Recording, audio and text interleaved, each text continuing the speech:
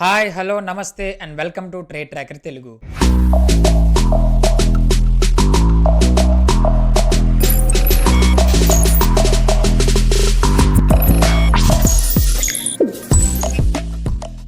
ఈరోజు ప్రీ మార్కెట్కి వచ్చిన ప్రతి ఒక్కరికి good morning, very very good morning. So first of all ఈరోజు మార్కెట్ యొక్క సిచ్యువేషన్ని చూద్దాం. మార్కెట్లో ఉండే కొన్ని పాజిటివ్స్ చూద్దాం, నెగిటివ్స్ చూద్దాం. అట్ ద సేమ్ టైం కొన్ని మేజర్ లెవెల్స్ గురించి డిస్కస్ చేద్దాం. దానితో పాటు కొన్ని మేజర్ స్టాక్స్ని నేను సజెస్ట్ చేస్తున్నాను. అట్ ద సేమ్ టైం కొన్ని స్ట్రాంగ్ సెక్టర్స్ ఉన్నాయి, అట్ ద సేమ్ టైం కొన్ని వీక్ సెక్టర్స్ ఉన్నాయి. వాటి గురించి కూడా డిస్కస్ చేసి గోల్డ్ స్పాట్స్ గురించి మాట్లాడదాం, బిట్ కాయిన్ గురించి మాట్లాడదాం, at the same time end చేసుకుందాం. రైట్. సో ఫస్ట్ థింగ్ వచ్చేసరికి మనం బ్యాంక్ నిఫ్టీ గురించి మాట్లాడితే బ్యాంక్ నిఫ్టీ 57,714.80కి అయితే ఓపెన్ అవ్వడం అయితే జరిగింది. ఎగ్జాక్ట్లీ 272 పాయింట్స్ డౌనే మనకి 57,554.25కి అయితే క్లోజ్ అవ్వడం అయితే జరిగింది. బట్ ఏదైతే నిన్నటి క్లాస్లో అవ్వచ్చు, నిన్నటి ప్రీ మార్కెట్ వీడియోలో అవ్వచ్చు, మొన్నటి ప్రీ మార్కెట్లో వీడియోలో అవ్వచ్చు, లాస్ట్ వీక్ అంతా కూడా మనం మాట్లాడుతున్న ఒకే ఒక్క scenario, markets all time highs దగ్గర ఉన్నాయి. కాబట్టి మార్కెట్లో బయ్యర్స్ యొక్క స్ట్రెంత్ లేకపోవడం, మార్కెట్స్లో ఇన్ఫ్లోస్ లేకపోవడం, మార్కెట్స్లో ఎక్కువ మొత్తంలో అవుట్ఫ్లోస్ అవ్వడం, ఎఫ్ఐఎస్ గురించి అవ్వచ్చు, ఎఫ్ఐఐస్ యొక్క అవుట్ఫ్లోస్ ఎక్కువగా జరగడం, బ్యాంకింగ్ సెక్టర్లో కొంత నెగిటివిటీ ఉండడం, ఇదంతా కూడా బ్యాంక్ నిఫ్టీ కన్సల్టేషన్ ఉండేలా చేస్తుంది.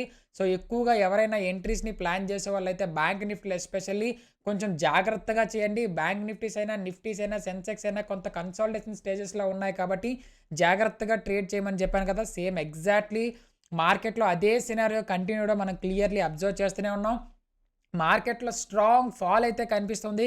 కాకపోతే ఫాల్తో పాటు కొంత పాజిటివ్ మొమెంటమ్స్ కూడా మనం చూస్తూనే ఉన్నాం. బట్ గుర్తుపెట్టుకోండి, ఈ రోజు కూడా మీరు ఎవరైనా ట్రేడ్ చేస్తే ఈ రోజు కూడా బిగ్ మొమెంటమ్స్ని ఎక్స్పెక్ట్ చేయొద్దు. ఇంకా మార్కెట్లో స్ట్రాంగ్ ఫాల్ని ఎక్స్పెక్ట్ చేస్తున్నాను. ఎందుకు ఫాల్ అనేది నేను చెప్తాను వీడియో చివరిలో. బట్ ఇక్కడ ఒక విషయం గమనించుకోవచ్చు. ఒకవేళ ఈ రోజు ఏమైనా పాజిటివ్ న్యూస్ ఏమైనా ఉంటుందో, ఒకవేళ పాజిటివ్ ఇంటెంట్ ఏమైనా కనిపిస్తే మాత్రం మేజర్ రెసిస్టెన్స్ కింద 57,810.80 లెవెల్ ఏదైతే ఉందో ఈ లెవెల్ని మేజర్ లెవెల్ కింద అయితే కన్సిడర్ చేసుకోమని అయితే చెప్తాను. నిన్నటి ప్రీ మార్కెట్లో ఏదైతే జోన్ ఏదైతే ఉందో, ఏదైతే సప్లై జోన్ ఏదైతే చూస్తూ ఉన్నామో ఈ జోన్నే ఈ రోజు కూడా కన్సిడర్ చేసుకోమని చెప్తాను. ఈ రోజు కూడా కొంత స్ట్రాంగ్ ఫాల్కి ఎక్స్పెక్టేషన్ అయితే ఉంది. మార్కెట్ ఒకవేళ అప్ సైడ్ ర్యాలీ అయితే 57,810.80 నుంచి ఒక స్ట్రాంగ్ ఫాల్ ఎక్స్పెక్ట్ అయితే చేస్తున్నాను. లేదు మార్కెట్లో ఓపెన్ అవ్వడమే నెగిటివ్ వైబ్ ఓపెన్ అయితే మాత్రం డెఫినెట్లీ కింద 57,363.70 అవ్వచ్చు, 57,288.30 నుంచి ఒక స్ట్రాంగ్ రివర్సల్ అయితే ఎక్స్పెక్ట్ చేస్తాను.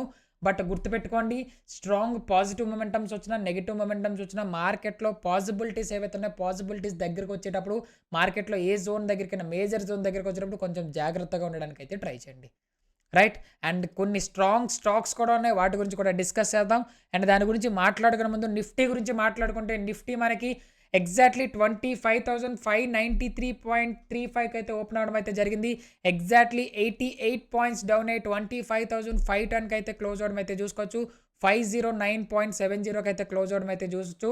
సేమ్ సెక్టర్, సేమ్ మూమెంటం ఇక్కడ కూడా జరిగింది. కాకపోతే నిఫ్టీ పడిపోవడానికి మేజర్ రీజన్ ఏదైనా ఉంది అంటే మాత్రం మేజర్లీ మనకి పెయింట్స్ అండ్ కెమికల్ సెక్టర్లో ఒక స్ట్రాంగ్ న్యూస్ అయితే వచ్చింది. మేజర్లీ గ్రాసిమ్ పెయింట్ CEO ఎవరైతే ఉన్నారో రక్షిత్ హార్గివే గారు రిజైన్ చేయడం అయితే జరిగింది. నిన్న ప్రీ మార్కెట్లో క్లియర్గా ఒక విషయాన్ని మాట్లాడుకున్నాం. పాజిటివ్ స్టాక్స్లో ఫస్ట్ గ్రాసిమ్ ఇండస్ట్రీస్ గురించి మాట్లాడుకున్నాం, వాళ్ళ యొక్క పాజిటివ్ ఎర్నింగ్స్ గురించి మాట్లాడడం, వాళ్ళ యొక్క పాజిటివ్ రెవెన్యూ గురించి మాట్లాడడం.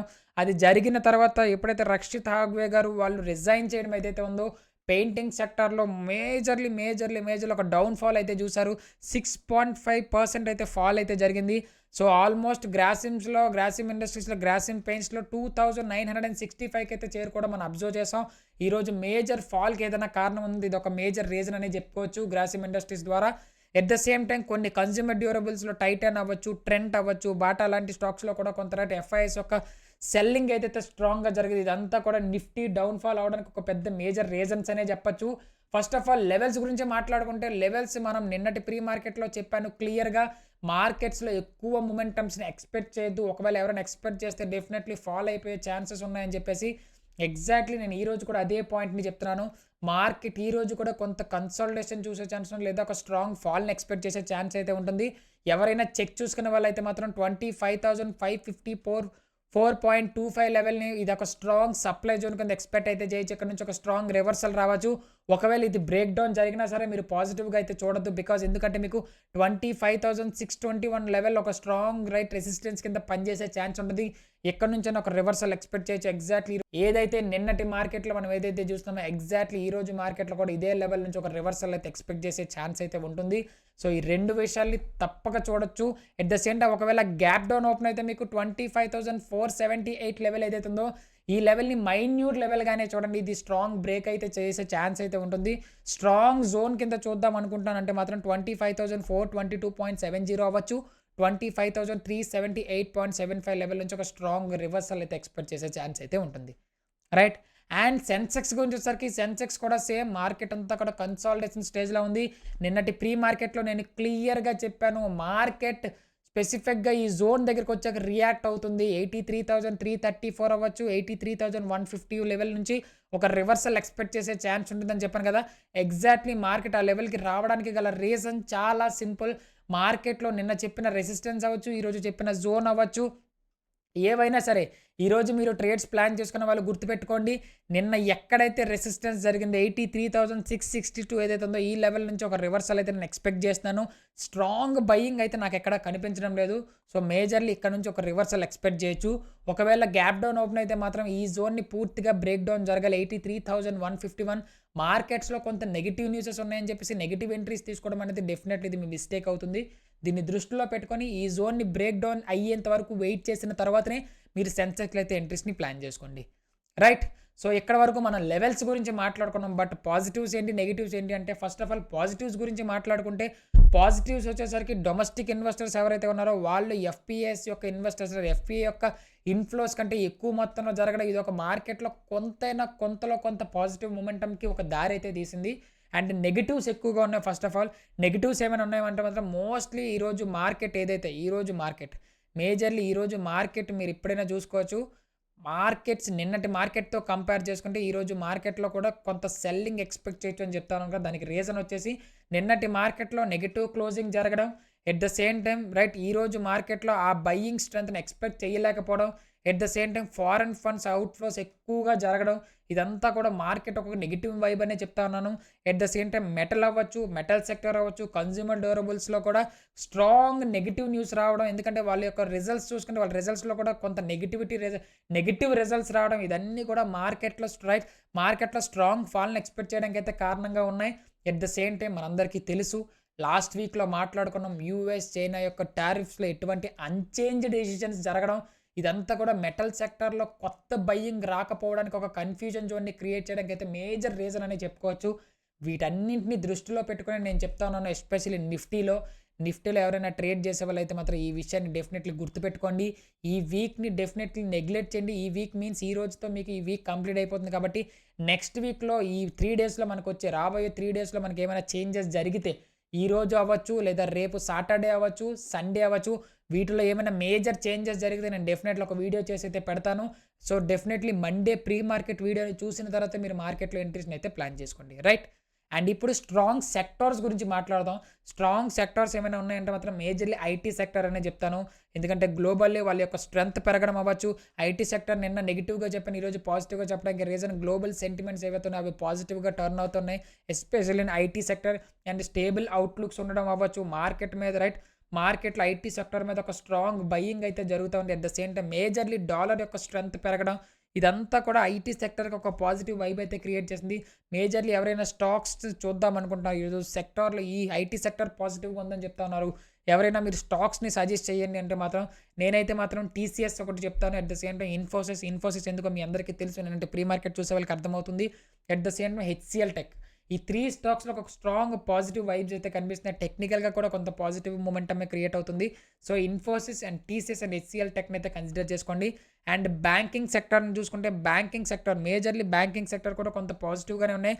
బికాస్ ఆఫ్ స్ట్రాంగ్ రిజల్ట్స్ అవ్వచ్చు. లైక్ ఎస్బీఐ అవ్వచ్చు, ఐసీఐసీఐ బ్యాంక్ అవ్వచ్చు అండ్ హెచ్‌డీఎఫ్‌సీలో కూడా కొంత స్టేబుల్ మొమెంటమ్ అయితే టర్న్ అవుతా ఉంది. ఇవన్నీ కూడా ఐటీ సెక్టర్ రైట్. ఏదైతే మీకు ఐటీ సెక్టర్ లానే మీకు బ్యాంకింగ్ సెక్టర్ కూడా అదే పాజిటివ్ మొమెంట్‌లోకి టర్న్ అవుతుంది.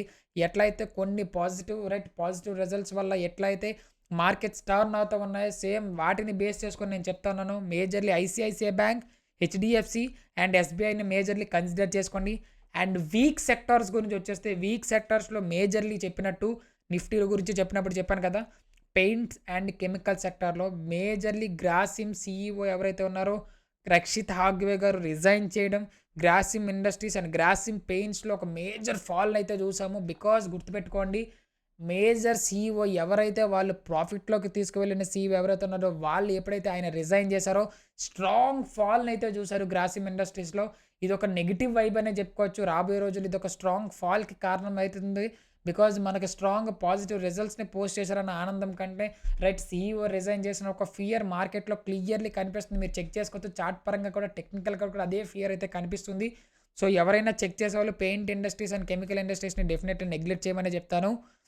అండ్ ఈరోజు స్పెసిఫిక్గా ఒక స్ట్రాంగ్ స్టాక్స్ ఏమైనా సజెస్ట్ చేయండి రైట్ అంటే మాత్రం డెఫినెట్లీ నేను సజెస్ట్ చేసే స్టాక్స్ ఏమైనా ఉన్నాయంటే మాత్రం మేజర్లీ బ్యాంకింగ్ సెక్టర్లో అయితే మాత్రం ఎస్బీఐ రైట్, అదేవిధంగా ఐసిఐసిఐ అండ్ హెచ్డిఎఫ్సిని కూడా చెక్ చేసుకోండి.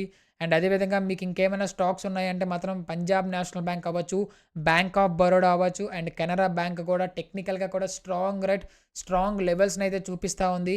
అండ్ ఐటీ సెక్టర్ వచ్చేసరికి Infosys, TCS and HCl tech and also Paytm ఉంది. అండ్ మేజర్ స్టాక్స్ ఇంకేమైనా చూడాలి అంటే మాత్రం పేటిఎం అవ్వచ్చు, నైకా అవ్వచ్చు, జియో ఫినాన్షియల్స్ అవ్వచ్చు రైట్. మేజర్లీ వీటిని అయితే కన్సిడర్ చేసుకోమని అయితే చెప్తాను. అట్ ద సేమ్ ఐఆర్ఎఫ్సి కూడా వీటిలో స్ట్రాంగ్ లెవెల్స్ ఉన్నాయి, స్ట్రాంగ్ బయాస్ అయితే వస్తూ ఉంది. సో వీటిని కూడా చెక్ చేసుకోండి. నేను వీటిని చార్ట్స్ పరంగా ఎందుకు చూపించట్లేదంటే టెక్నికల్గా నేను ఏదైతే చెక్ చేశానో వాటిని మాత్రమే మీకు సజెస్ట్ చేస్తాను. ఒకసారి మీరు వాచ్ లిస్ట్లో వాటిని కూడా యాడ్ చేసుకొని చెక్ చేసుకోండి. నేను చెప్పిన ఎస్బీఐ అవ్వచ్చు, Punjab national bank, bank of Baroda, Canara bank, at the same time ICICI అవ్వచ్చు అండ్ హెచ్డిఎఫ్సిని కూడా కొంచెం కన్సిడర్ చేసుకోండి. అండ్ చెప్పిన ఇన్ఫోసిస్ అవ్వచ్చు, టీసీఎస్ అవ్వచ్చు, హెచ్సిఎల్ టెక్ అవ్వచ్చు, పేటిఎం అవ్వచ్చు, నైకా, జియో ఫినాన్షియల్స్ అండ్ అదేవిధంగా ఐఆర్ఎఫ్సిలో కూడా స్ట్రాంగ్ లెవెల్స్ ఉన్నాయి. వీటిని కన్సిడర్ చేసుకోండి. అండ్ వీక్ స్టాక్స్ గ్రోత్ వచ్చేసరికి ఎస్పెషల్లీ నేను మరలా స్పెసిఫిక్గా చెప్పనవసరం లేదు, గ్రాసిమ్ ఇండస్ట్రీస్ని చెక్ చేసుకోండి. If you are in intraday trader Grasim ఇండస్ట్రీస్ని యాడ్ చేసుకోండి. At the same Asian paints అవ్వచ్చు, బర్జర్ పెయింట్స్ ఇవన్నీ కూడా మేజర్లీ మనకి సీఈఓ ఆల్రెడీ రిజైన్ చేశారంటే మేజర్లీ నెగిటివ్ వైబ్సే కనిపిస్తూ ఉంటాయి. అండ్ మెటల్ సెక్టర్లోకి వచ్చేసరికి Tata steel and Hindalco and జిఎస్డబ్ల్యూలో కూడా కొంత నెగిటివ్ వైబ్స్ అయితే ఉన్నాయి. ఈ స్టాక్స్ని వాచ్ లిస్ట్లో యాడ్ చేసుకున్న తర్వాతనే మీరు ఎంట్రీస్ని ప్లాన్ చేసుకోండి రైట్. అండ్ ఈరోజు స్పెసిఫిక్గా నేను రికార్డ్ చేసే టైంకి గోల్డ్లో కొంత నెగిటివ్ వైబ్ అయితే రావడానికి గల కారణం ఇప్పుడిప్పుడే గోల్డ్ యొక్క స్ట్రెంత్ తగ్గుతూ వస్తూ ఉంది రైట్. ఇది ఒక రకంగా గోల్డ్ ఏదైతే ఉందో గోల్డ్ స్పాట్లో మేజర్లీ ఒక నెగిటివ్ వైబ్ని చూసే ఛాన్స్ అయితే ఉంటుంది. బట్ గుర్తుపెట్టుకోండి, నేనైతే మాత్రం స్ట్రాంగ్ బయింగ్గానే చూస్తున్నాను. ఎందుకంటే ఆల్రెడీ బయింగ్ పెరగడం, స్ట్రెంత్ గోల్డ్ చూసుకోవచ్చు. మీరు యూఎస్డి ఐఎన్ఏ ఒక స్ట్రెంత్ మీరు చూసుకోవచ్చు. కంటిన్యూస్లీ రైజ్ అవుతూ ఉండడం.